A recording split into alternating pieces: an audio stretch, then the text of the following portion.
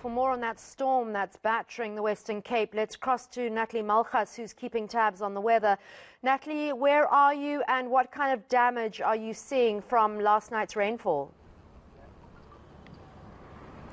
I'm standing in Khayelitsha at the moment, Annika, and just behind me there's a neighborhood that's entirely drenched. There were at least 300 families who have sought refuge with friends and other relatives because their homes are completely flooded. I'm going to step out of shot for a second just so that you can see these rising water levels that have in some instances leaked right into the homes of this particular community.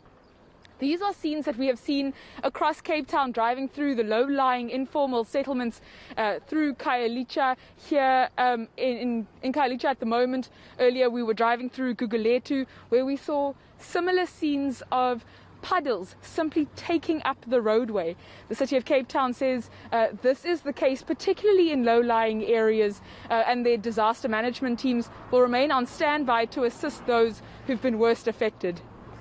It's very, very cold today. The kids are on school holiday.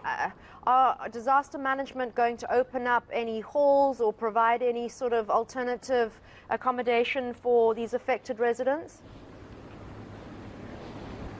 The difficulty with us being in lockdown level 4 and, of course, COVID-19 still being a very real concern, the humanitarian relief is quite limited. So they've reached out through SASSA, who will be handing out any relief needed, blankets and food parcels and so on. But they really are asking for relatives, for neighbors, for friends who are able to help those closest to them to step in at this time, because there are some challenges with accommodating people in community halls and in large settings as they would ordinarily do because of the restrictions under lockdown level 4.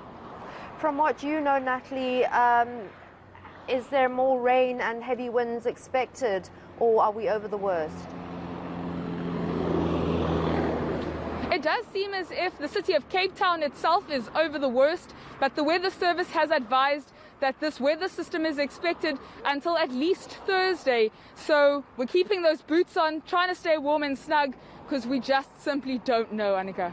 Thanks, Natalie, and we're so fortunate that we have those boots and coats and a warm roof over our heads. Let's hope that the humanitarian aid agencies can step in and help those who've been affected by the deluge of rain that we're experiencing here in the Western Cape.